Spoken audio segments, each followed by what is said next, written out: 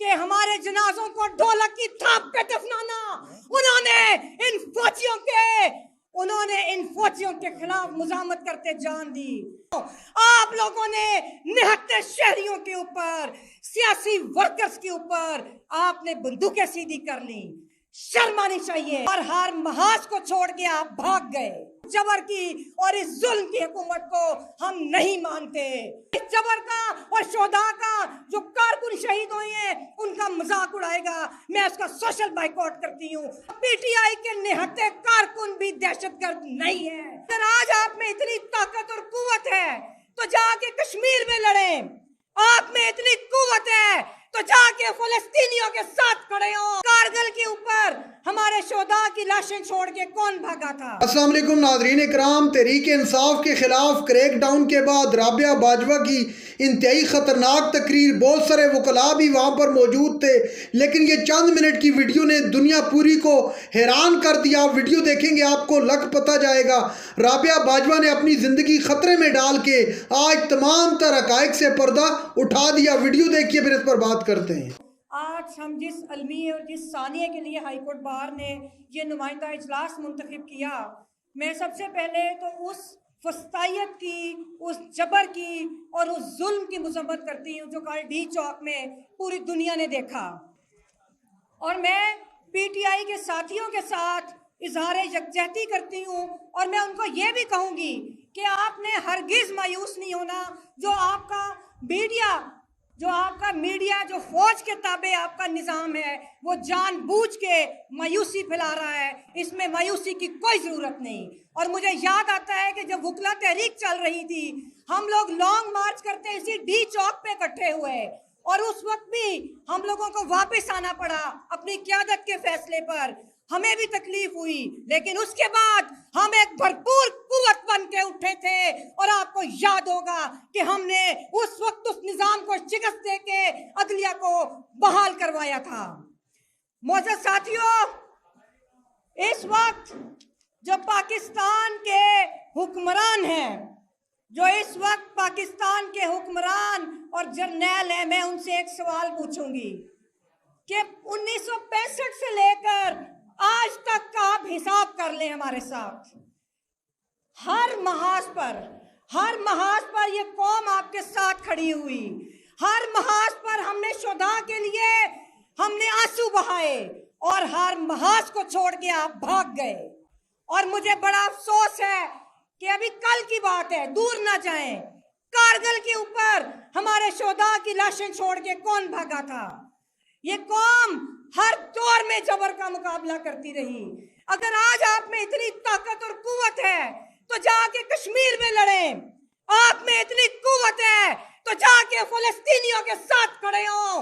आप लोगों ने निहत्ते शहरियों के ऊपर, सियासी वर्कर्स के ऊपर आपने बंदूकें सीधी कर ली।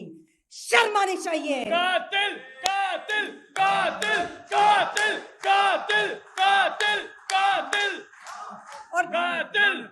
और दूसरी बात, मुझे इनसे ज्यादा अफसोस ये तो यही करते रहे। मुझे अफसोस पाकिस्तान पीपल्स पार्टी के ऊपर है।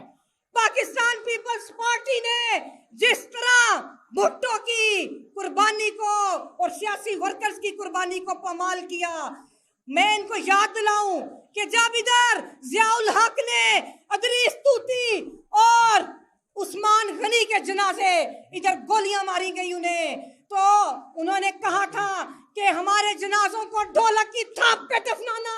उन्होंने इन फौजियों के खिलाफ मुजामत करते जान दी। आज किस मुंह से ये लोग इन जबर करने वाली कुव्वतों के साथ हैं? मैं नवाज शरीफ साहब की पार्टी को याद करवाऊं कि आपके ऊपर भी दहशतगर्दी का मुकदमा बना था कि आर्मी चीफ का आपने जवाब के त्यारा नहीं आपने लैंड करने दिया। और उस वक्त पाकिस्तान मुस्लिम लीग नून अगर दहशतगर्द नहीं थी तो पीटीआई के निहत्ते कारकुन भी दहशतगर्द नहीं है। पाकिस्तान पीपल्स पार्टी के तमाम कारकुनों को मैं सलाम पेश करती हूँ। मैं उनको सलाम पेश करती हूँ, उन हमारे भाइयों को भी और उन बहनों को भी जो केपीके से उठकर आए और उन्होंने अपने पुरअमन मार्च के जरिए अपने जायज आईनी और कानूनी हकूक का मुतालबा किया। मैं आज ये भी ऐलान करूंगी कि जो लोग चाहे वो आपकी बार में मौजूद हैं, जो लोग चाहे आपके रिश्तेदार हैं जो इस जबर के खिलाफ खड़े हैं, आप उनका सोशल बाइकआउट करें। मैं ये ऐलान करती हूँ कि मेरे इर्द गिर्द जो मेरा कोई साथी इस जबर के खिलाफ साथ खड़ा होगा, जो इस जबर का और शोधा का जो कारकुन शहीद हुए हैं उनका मजाक उड़ाएगा, मैं उसका सोशल बाइकआउट करती हूँ। ना मेरा उनसे कोई खुशी का ताल्लुक होगा, ना मेरा कोई उनसे गम का ताल्लुक होगा।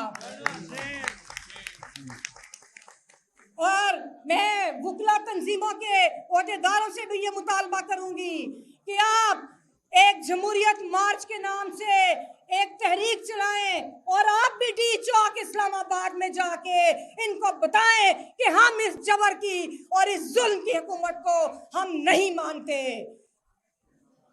ये जो जमहूरियत मार्च है ये ना सिर्फ इनके साथ जो जुल्म के खिलाफ, बल्कि जो 26वीं आईनी तरमीम करके आपने जिस तरह जुडिशरी को टूथलेस की है, ये उसके लिए भी एक मार्च करने की ज़रूरत है। हमें अब बाहर निकलना होगा और पाकिस्तान के तमाम तबकात को निकल के वो जो पॉलिटिकल कैडर वजूद में आया है पाकिस्तान तहरीक इंसाफ का, हमें उसका साथ देना होगा।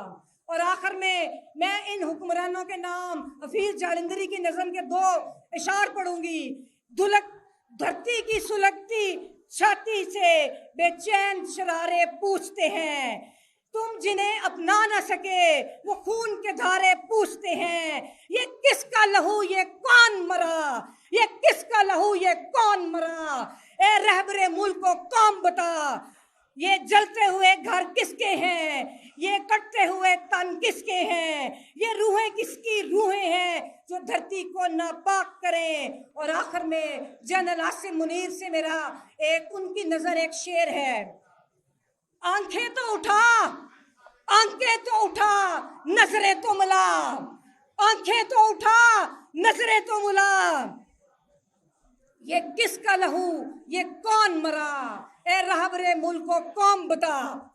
नाज़रीन इकराम, आपने वीडियो देखी राबिया बाजवा की इंतहाई ख़तरनाक तकरीर। वहाँ पर हाज़रीन जो थे उनको पर सख्ता तारी हो गया। यकीन मानिएगा राबिया बाजवा ने चंद मिनट की ऐसी जोशीली तकरीर की और इतनी ख़तरनाक तकरीर माजी के अंदर राबिया बाजवा ने नहीं की होगी। नाज़रीन इकराम, आप जानते हैं कि डी चौक के अंदर पाकिस्तान तहरीक इंसाफ के ख़िलाफ़ जो क्रैक डाउन हुआ, उसके बाद तहरीक इंसाफ और दीगर सियासी पार्टियों ने जो तहरीक इंसाफ के कारकुनान के साथ रवैया अपनाया गया उसके खिलाफ शदीद मजम्मत का इज़हार